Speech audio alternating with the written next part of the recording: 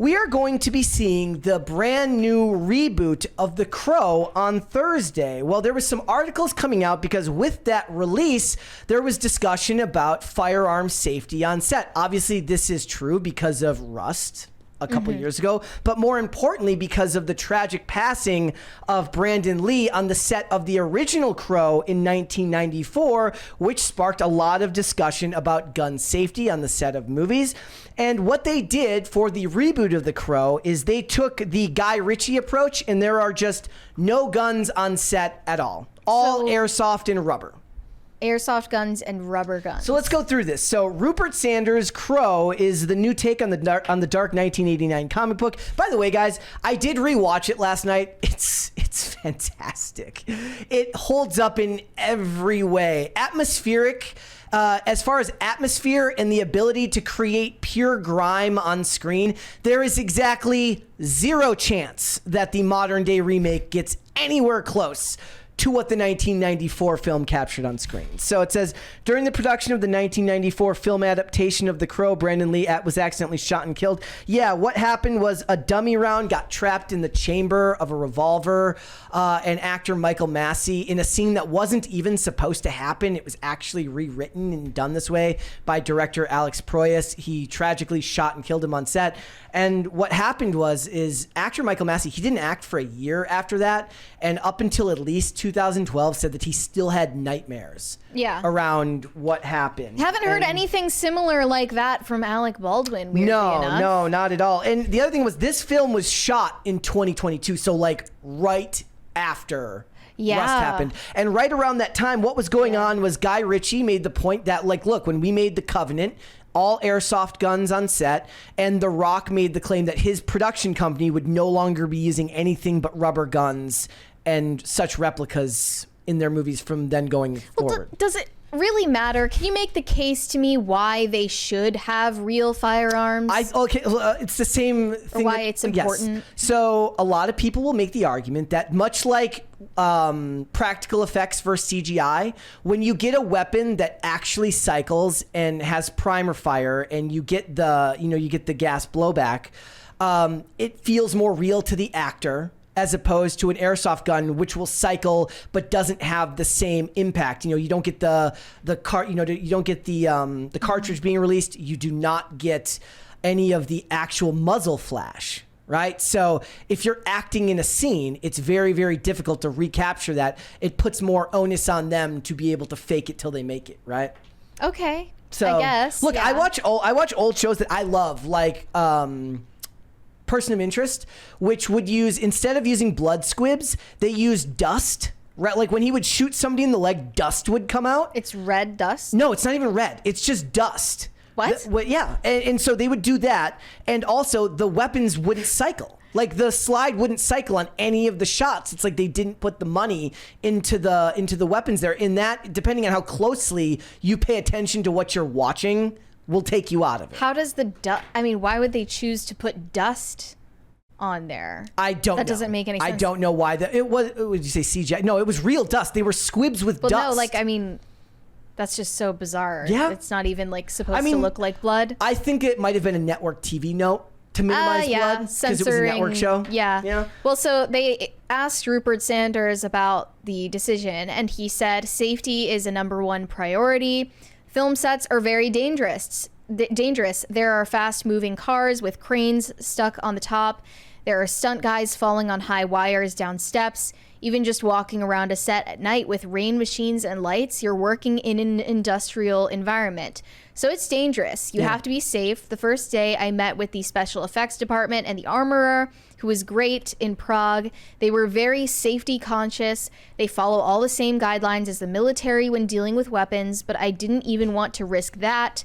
So I said categorically we will have no firing weapons on set, which means we didn't have one gun that could have had a live round or a blank round anywhere near ever, so that no projectile could go in. They're all airsoft guns, and some of them are just rubber or metal decoys that are functional but have no firing mechanism. Look, here's the thing. I 100% believe that in most cases, this is a cop-out in that when done safely for the sake of realism, they've proven time and time again that there are infinitely more examples of Hollywood getting this right than getting it wrong, and that not hiring incompetent armorers like Hannah Gutierrez Reed or malicious ones. I don't know. Would prove that they can do this without screwing it up. Certainly, like I go back and I watch old seasons of NCIS Los Angeles. There's like firefights in every episode. And that show was on for like a gazillion seasons. Did they use real? They used they were not shooting. They were shooting actual blanks or you know or using non-guns for close-ups. But here's the thing, like. If there is a movie that I believe I'm probably okay with them choosing not to use them on, it's the movie that's the reboot of the one where Brandon Lee died on set. So you're cool with this? I'm okay with this because it's too fresh. Like it's too fresh in their mind, right? Like filming this in 2022 and then 30 years later, and it's still the Rust shooting being in the news. I definitely sympathize with his decision here. He also said that he thinks the airsoft guns are more realistic. If you're choosing not to use real guns, he said like airsoft is it has a slide on a Glock that will still move back, but then you have to add the shell casing. You have to add a muzzle, flash, and smoke, but that was a price worth paying. It took a fair bit of money, but I think it was worth it. The visual effects on this movie are very much in camera. We were mainly a location shoot with set extension. So you have to balance where you spend money and when you don't have a massive budget to do visual effects. But to me, it was very worthwhile to spend for everyone's safety and comfort going into this project. Do you think that it was actually demanded by certain members of the cast? I don't know. I mean, the director seems to say that he met with armorers so that he went into it on the first day. He could just be covering in saying that. But this is a really funny comment. Robert Barbell says, actors trying to fake gun recoil is always funny. Yes.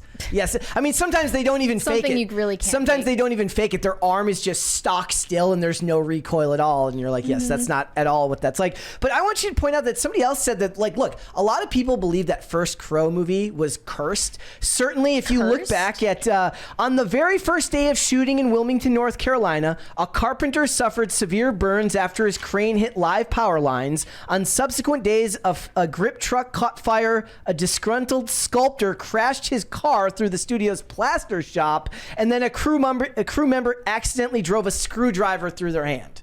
So it's like bad things were happening. A lot of it is also, like I mentioned before, from what people have said, there was rampant cocaine use on the set of the movie. And when I look at the scenes of like Top Dollar snorting cocaine in his giant room, there was just something to me when I'm watching it. I'm like, it just feels real. But was it real? I don't know if that. I'm guessing that it wasn't actual cocaine on the table, but do I buy that most of the actors on set were probably gacked out of their mind on cocaine? Yeah, I buy that was happening. But Leonardo DiCaprio has to snort flour. Yeah, or Jonah Hill snorting what was it, like Whoever vitamin C? Yeah. And said that he had to go to the hospital from snorting so much vitamin C on the set of Wolf of Wall Street, right? But you go back and you watch that original Crow movie, and it's unbelievable. Just the amount of grime, dirt, and atmosphere that this movie captures. This movie was filmed at a time where they had like North Carolina was like a right to work state. So they had all sorts of ability to use non-union workers. And so they were working at hours you wouldn't normally work, time, for a length of time that you wouldn't normally work. There was all sorts of chaos on set, which probably in a lot of ways contributed, however small, to the fact that combined with its visual style, it just feels dark and grimy. And the modern version in the trailer, all I could say was like, it looks polished. It looks like a Hollywood polished turd that I have no real interest in. The moment I heard Post Malone, I'm like, I love Post Malone. He doesn't belong in a Crow trailer. No, I honestly think that if they were going for the modern version of it, they should have put a Lil Peep song in there. I mean, seriously, if you're abandoning the extremely 90s nu metal vibe, which, you would say they shouldn't do. But if you're going to do that, go with like just go with a Lil Peep soundtrack, right? Yeah.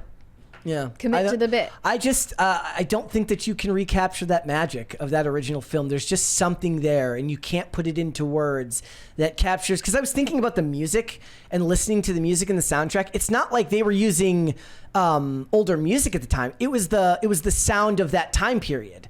But the sound of that time period is iconic for that visual style. Nothing about Post Malone feels like what The Crow is. Nothing about Post Malone and Ozzy Osbourne feels like what this movie is supposed to be. It's like putting rap music in the freaking Gladiator 2 trailer. Doesn't really fit.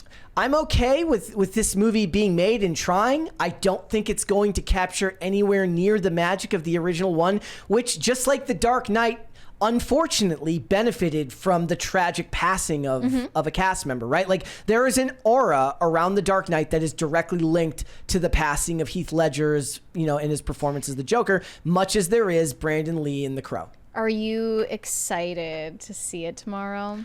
Look, I'm excited to... So guys, we're going to be having Craig from Side Scrollers on, and we're going to force Spoiler alert. We're going to force him to watch this movie. Yeah, we're going together. We're making him watch this movie. So I guess we're going to review that on the show on Friday. Yeah. It's going to be a lot of fun. How it goes. So we'll wait and see. We'll take a look at what the guns look like on here. Just get the revolvers offset. That's the number one connecting factor between Rust and The Crow. They seem to be a problem. Revolvers seem to be a problem for them. Thanks for watching. Listen to full episodes of Pop Culture Crisis on Spotify. Keep up with us on social media and make sure you subscribe and ring that bell so you never miss the show. Bye, guys.